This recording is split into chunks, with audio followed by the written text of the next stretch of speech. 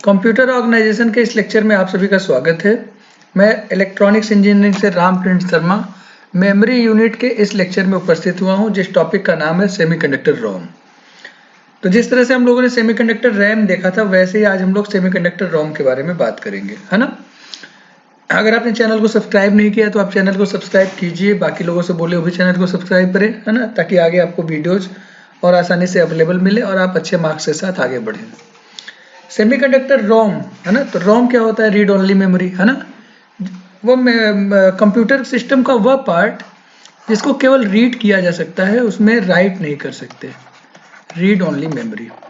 तो यहाँ पर कोई डेटा पहले से मैन्युफैक्चरिंग के समय कोई डेटा यहाँ पर फिक्स कर दिया गया है और इस डेटा को अब केवल रीड किया जा सकता है।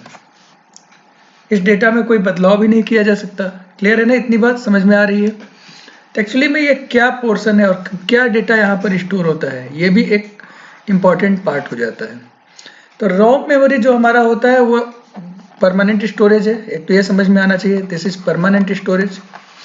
ये परमानेंट स्टोरेज में प्रोग्राम भी होता है, कुछ प्रोग्राम्स होते हैं और कुछ डेटा होते हैं। प्रोग्राम और डेटा ये किससे रिलेटेड है?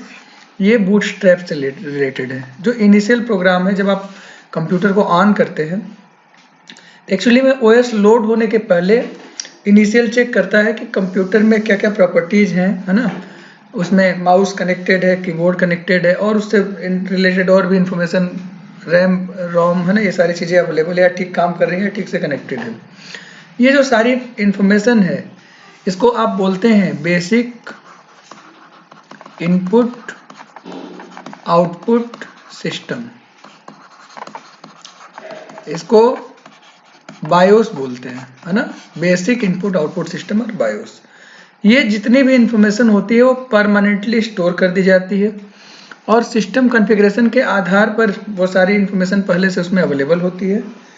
ये जब प्रोग्राम बूटस्ट्रैप लोड होता है, लोडर, है ना, काम करना स्टार्ट करते हैं, कंप्यूटर को ऑन करते हैं, तो रैम का वह पोर्शन जो इन इंफॉर्मेशन को होल्ड करता है वो भी उसमें रन होता है, ठीक है। और उसके बाद जब सारा कुछ सही मिलता है तब ऑपरेटिंग सिस्टम लोड होना स्टार्ट होता है। इतनी बात क्लियर है ना? समझ में आ रही है? तो रोम एक इम्पॉर्टेंट पोर्शन है मेमोरी का, जहाँ पर वो सारी इंफॉर्मेशन कंप्यूटर से रिलेटेड वो स्टोर की जाती है ना। और वो मैन्युफैक्चरिंग के समय वो चिप में सीधे सीधे इंटीग्रेटेड है, उसमें कोई बदलाव आप नहीं कर सकते, इसीलिए इसको केवल रीड ओनली मेमोरी बोलते हैं। राइट इसमें आप नहीं कर पाते।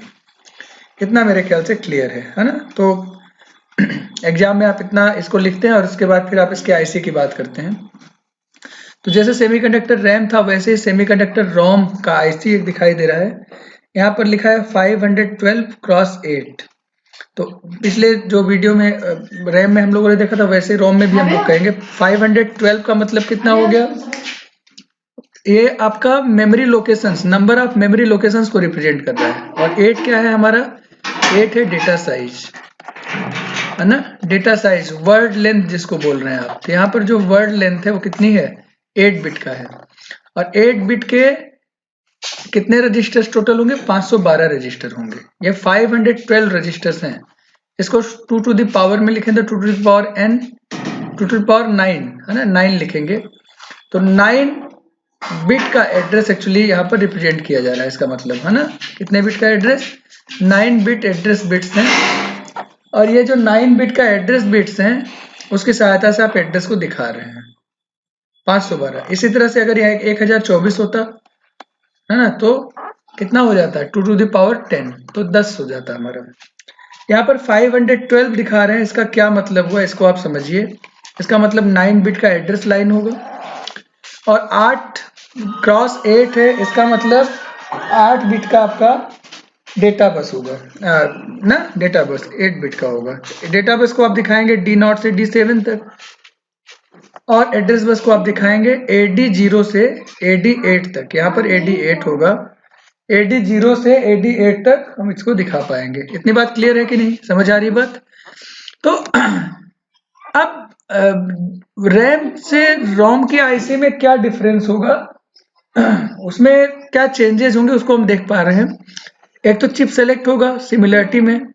अगर चिप सेलेक्ट आपका एक्टिव हाई है, एक्टिव हाई का मतलब यहाँ पर कोई बबल नहीं बना है, तो जब हाई लॉजिक देंगे तो चिप सेलेक्ट ऑन हो, मतलब चिप ऑन होगा। अगर यहाँ पर लो लॉजिक देंगे तो चिप ऑफ हो जाएगा।